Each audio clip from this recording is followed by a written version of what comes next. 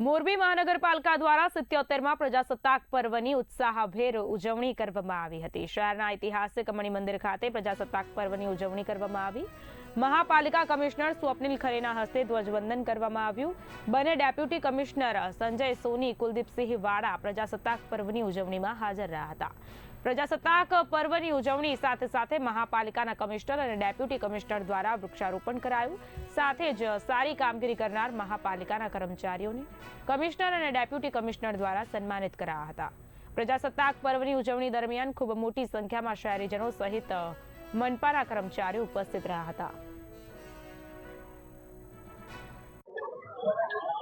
આજે 77માં પ્રજાસત્તાક દિવસની નિમિત્તે મોરબી મહાનગરપાલિકાની ઉજવણીનું કાર્યક્રમ રાણીબાગ ખાતે ઉજવવામાં આવ્યું હતું। તેમાં મોટી સંખ્યામાં લોકો પણ જોડાયા હતા અને જે પણ કામગીરી છેલ્લા એક વર્ષમાં મોરબી મહાનગરપાલિકાએ કરેલી છે એનો વિસ્તૃત ઉલ્લેખ અને લેખાજોખા આપવામાં આવ્યો।